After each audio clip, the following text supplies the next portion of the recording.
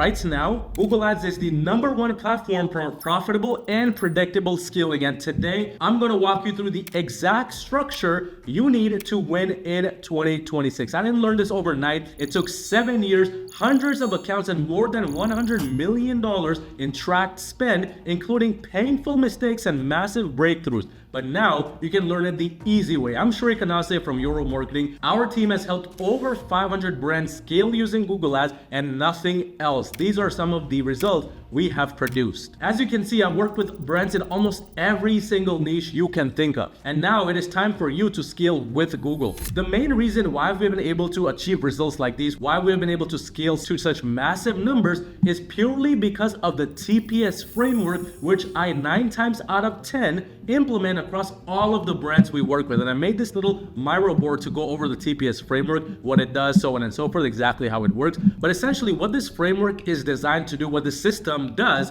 is reduce your reliance on meta ads, because we all know that meta ads is basically this big roller coaster where one day you can have a 2x ROAS, next day you can be barely breaking even. This framework also reduces the influence of branded and retargeting traffic, and because of that, it turns Google into a 6 to 7 figure per month cold traffic acquisition channel without decreasing the ROI, which is basically unheard of. Now, on a fundamental level, TPS stands for testing, profitability, and scaling. The first phase, as I like to call it, which is the T portion of the TPS approach, the main goal of this phase is to essentially give the algorithm a chance to thoroughly test your products. It's as simple as that. And I speak with so many brand owners who always get stuck up on the nitty-gritty details of the overall framework, how it works, what it should include. But the reality is the actual campaigns you launch isn't as important as the actual strategy you use behind this. On a fundamental level, the main kind of grouping strategy that we implement within the testing phase, because yes, grouping and consolidation and segregation are all important factors of the TPS framework.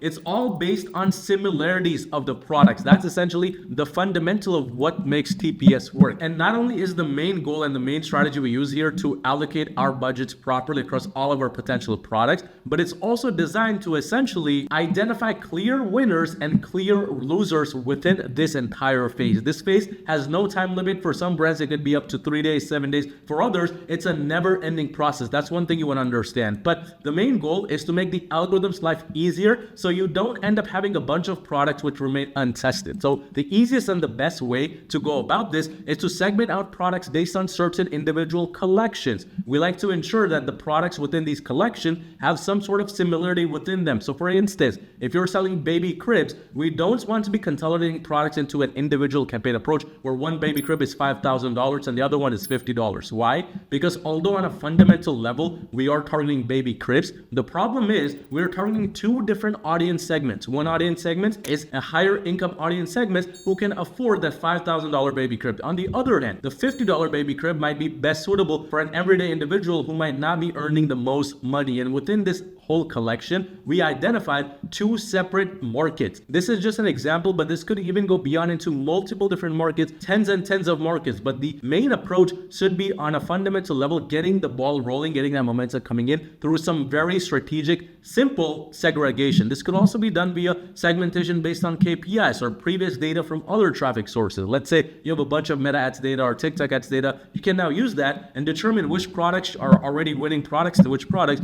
actually need to be tested properly. You can also segment everything into one approach, take the easy, lazy man's way, as I like to call it. But in many situations, if your SKUs are less than, let's say, 25, 50, even a couple hundred, this can be a very good approach. And I'll go over a brand very shortly, which we are actually implementing this. But once we have segmented out the products, once we have everything running in terms of the testing phase, then is phase number 2, which is the profitability phase. At this point, you should be leveling up from the testing phase, because at this point, you already have some products which are working. Keep in mind, if nothing is working, your brand is not in this phase period. You need to take a step back. I know it's very tempting to think that some things is a best-selling product, something's actually working with just a few days worth of data. But trust me, without consistency, your entire brand will flop if you try to push to the profitability phase way too quickly. You cannot rush the testing process, especially if you have different campaigns running at the same time as you're testing different SKUs, different collections, so on and so forth. But within the profitability phase, once you've identified something that's consistent, that's getting you decent amounts of skill and ROI, the main goal here is to get strong products which are providing consistent daily results or every other day sort of results. In this phase, we must begin to focus more on these products which are doing well, give the entire account structure its own segments and approach now for only things which are profitable. Ideally, what we like to do is if we have an original testing campaign or multiple campaigns running, we like to transition one of those original campaigns which are for testing purposes into the profitability phase, because the last thing you want to do is go inside your account structure and take out winning products. In some situations, it might work great. In other situations, you might completely kill that product in that new campaign, and you don't want to risk this at this point of time. So ideally, you want to take out the products which are not working and give them their own separate testing phases, whereas you keep what is working in the exact same campaign approach which you already have running. But at this point, beyond just implementing these campaign strategies and tactics, the main goal you want to approach the entire phase and the accounts with is to optimize the product feed with keywords that are getting sales. We identify what's getting sales via this big golden mine, which is known as the insight section. I can't tell you how many brand owners I speak with which essentially don't even know that this exists, and if they do, they don't check it often. You want to check that for specific information on how the audience is interacting with your products, ads, and from there you will also understand what needs to be A/B tested. Ideally, during this phase, we like to do something called the supplemental feed approach, where we will implement a secondary supplemental feed and we will A/B test different product images and titles to what's originally working within this duplicated supplemental product feed. And the main goal, the main gist of this profitability phase, to keep it in simple words, is to take out bad products from the good campaigns to segments. It's as simple as that, because let's say you are now in the second phase, you have things that are running, you have things that are operating as they should. That brings us now to the third phase, which I like to call the scaling phase. Keep in mind, phase 1 and phase 2 in most situations are never ending. I speak with brand owners all the time who think that once they exit phase 1, once they exit phase 2, they will never be in that again. This is far from the truth, because Google Ads is essentially a constantly ongoing learning platform. You, at any given time for your products and your brand, will get tens and hundreds and thousands of searches on a daily basis. And oftentimes, these are completely new searches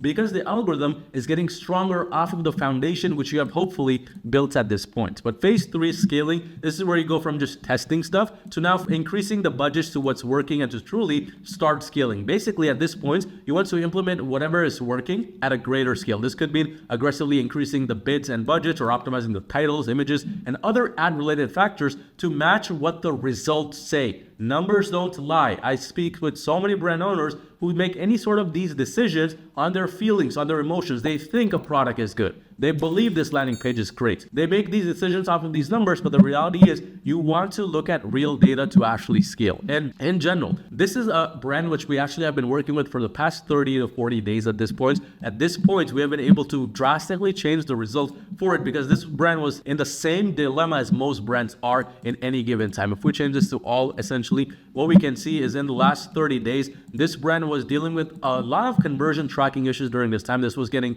over-tracked, but the results were essentially not there. So what we did when we first started to work around November 10th, November 11th, is basically cut off the ad spend, because what we wanted to do is we wanted to implement the testing phase on a profitable level, on a base that's not built to just spend a lot of money, because at this point they were spending a lot of money, and although the ROI seems like a 3x, 2x, 1x, this was not profitable for them. Their break even, and what they wanted to go after, was a 4x minimum. Once we came in, once we implemented the testing phase, you can see exactly what happened during this time. And then the recent time period has actually started to increase drastically. Now we're averaging a 6x ROI, because this is the time period it takes from about 10 to 15 days for the TPS framework to truly work. But in general, that's exactly what we implemented for this brand the moment we started to work.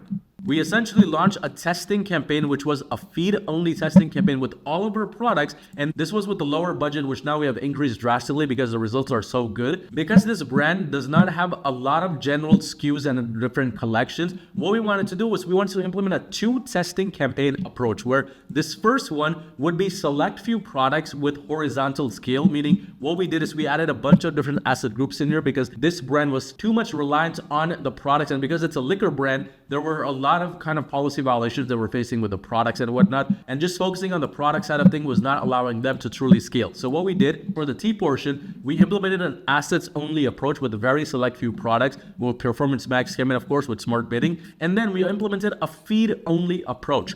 This was essentially to only test all of the products in the account. And because the account has a lot of general SKUs, if we look all the way right over here, we can see 4,700 different SKUs. Of course, it could not be run on a small budget. So that's why we started this at a $780 a day budget. But essentially what we did from this approach was we also launched a third campaign. This was for the profitability, the P side of things, which is where we focus on efficiency. We essentially launched this along with the T phase because the benefit of this brand was they had already spent hundreds of thousands of dollars on ads in general before we even began work with them. So we could use the previous data and not wait around for the P portion of the TPS framework. So we already launched this right when we launched these other two campaigns at a slightly higher budget, but that's solely because we looked into the back end, the previous data, to understand which products were already doing well, which were already crushing it. So that's where this campaign was essentially launched. It has only one asset group and only a select few products, but these products are some of the best selling, best winning products which this brand owner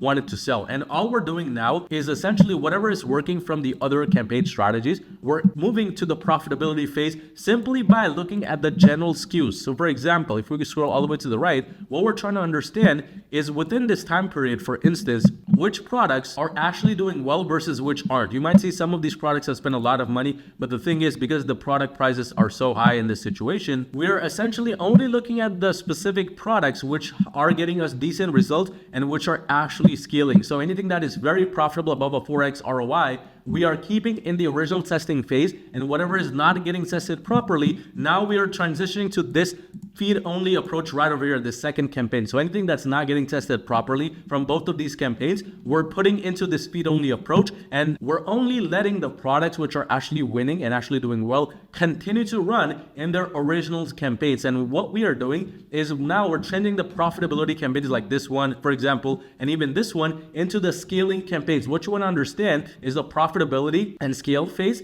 Those are interconnected to each other. You don't focus on profitability and scaling separately. You can do both of these things in the same approaches. The only thing that should be separate is the testing versus the profitability and scaling stages. But in general, in terms of bidding approaches, how do you even approach these campaigns on a fundamental level based on the stage they're in? For testing, you want to focus more on automated bidding. What we did essentially for this feed only campaign is we started that campaign with little to no target ROAS restrictions. And this was because we wanted the algorithm to figure out the perfect ROAS targets, to figure out the perfect kind of scale for the right audience. What most brand owners get wrong is they added these unnecessary restrictions right from the get-go when the campaigns have not even understood who their perfect customer is. And this kind of derails you from finding your perfect pocket of that audience. Once you're in the profitability and scaling phases, you can add in more restrictions. I mean, with profitability, it's all about efficiency focus, which is when we actually start adding in certain restrictions. That's when we actually start taking the numbers and the values for the target ROAS a bit more seriously. And from there, it's all about scaling aggressively, decreasing the bids based on the budget. So if it's spending the full budget, but the 500 target ROAS that we see here is not allowing it to spend the full budget, then what we would do is we would lower it by 10% to maybe 25% max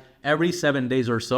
And this would allow the campaign to spend more and more money. As you can see right now, it says it's eligible but limited by budget. The target ROAS is not an issue here, so that means we can continue scaling aggressively just by focusing on the budgets. But on the graduation flow, how do we graduate products from testing to profitability to the scaling? We're just looking for products which are above at least 20% of the break-even numbers. If a product is below 20% margins, the break-even ROAS for a product is a 4x, but it's running at barely a 4.1x, that's not ready to be profitable, nor is it ready to be scaled. It still needs to be tested thoroughly so we can find that perfect pocket of that audience. But once it's about 20% of the break-even ROAS, that's when we start to scale it aggressively. And our scale is solely based on the ROAS targets. If you run a brand that's more subscription-based, then you can run based on CPAs. But for most of the brands, we find just focusing on the break-even ROAS values actually ideal. And that's why just within the last 14 days, we're able to see for this brand, if we just change this to the conversion value over cost, how this brand is now able to actually, with real numbers,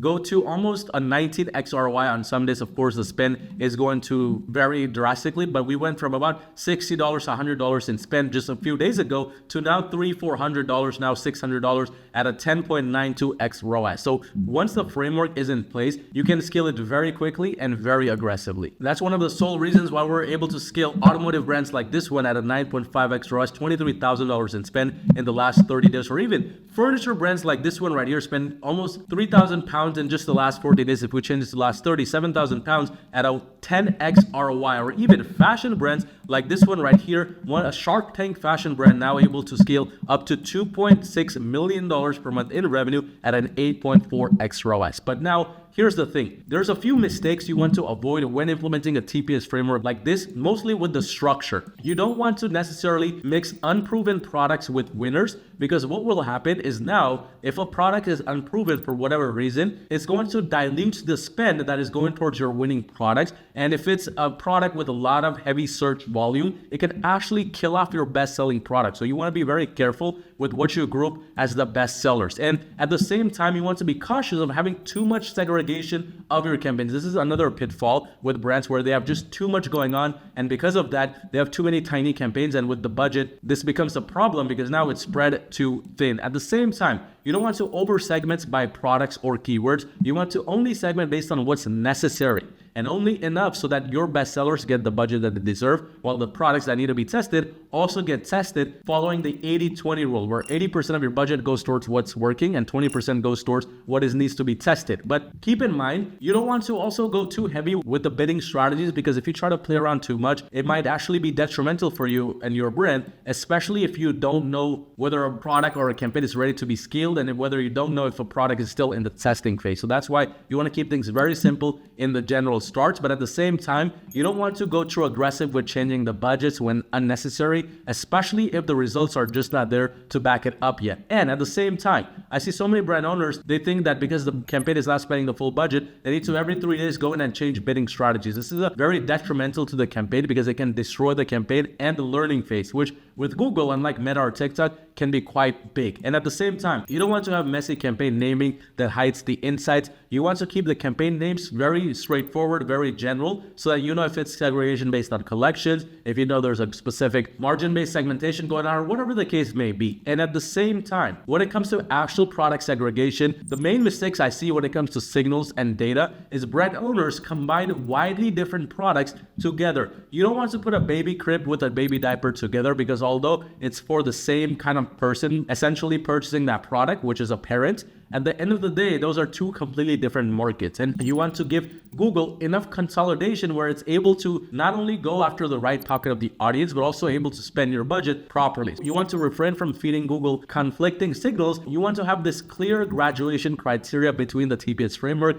not just go and randomly change products around, throw products around, because again, this can do more harm than good. But in general, a complete recap. Testing is for finding winners fast. Profitability is for efficiency and stabilizing the winners. And then scaling is for pushing spend and volume. And this is a constant cycle which 99.9% of the brands never truly get out of. It's just the reality of the game. You want to constantly be in this phase, because the beauty is when you implement the 80-20 rule on the top level, that's when the phase 1 gets only 20% of your budget over time. And then phase 2 and 3 get 80%. And you create this system where now this structure is giving clean signals to the algorithm, which is allowing your ROAS to become stable, which is then in return creating the scalable system. And keep in mind, Google works best when the structure is clear and predictable. And when you follow the TPS framework closely, when you implement it, there are 4 major things that happen. First, there's a fast identification of winning products. You no longer have to guess and hope and pray something works. Second,